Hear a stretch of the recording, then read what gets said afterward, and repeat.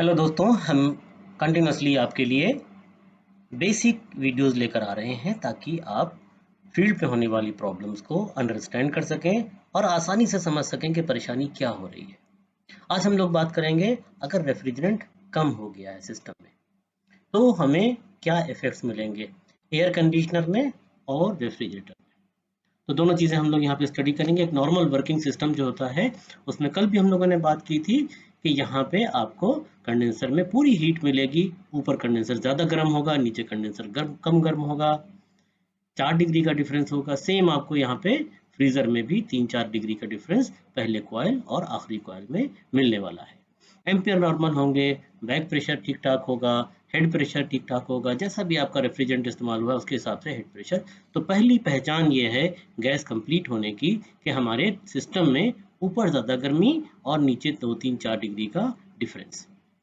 इसी तरह से फ्रीजर में या एसी है तो कूलिंग कॉइल में, पूरे कूलिंग कॉइल में या पूरे फ्रीजर में आपको कंप्लीट कूलिंग मिलने वाली है। 2-3-4 डिग्री का डिफरेंस यहाँ पे भी आएगा।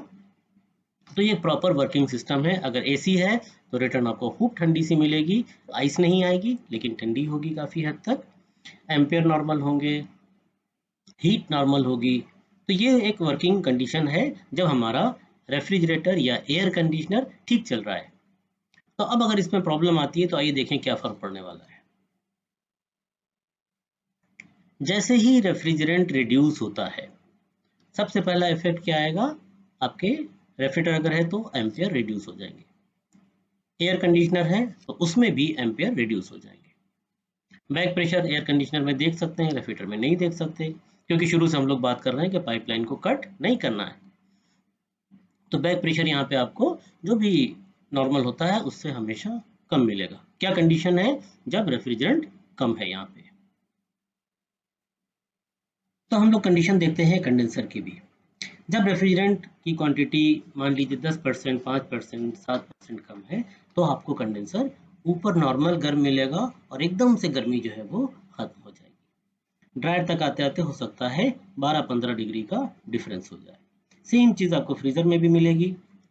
शुरू के कॉइल में बढ़िया कूलिंग मिलेगी, आपकी उंगलियां चिपक जाएंगी अगर रेफ्रिजरेटर है।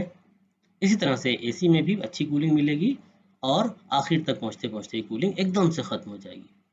तो यहाँ पे भी आपको 3-4 के बजाय 15-16 डिग्री का डिफरेंस दिखने लगेगा। कंप्रेसर पे रिटर्न नहीं आएगी तो कंप्रेसर ओवरहीट होने लगेगा। शुरुआत में तो कम एम्पियर लेगा लेकिन अगर कंप्रेसर ओवरहीट हो गया है तो ये एम्पियर जो है वो बढ़ जाने वाले हैं।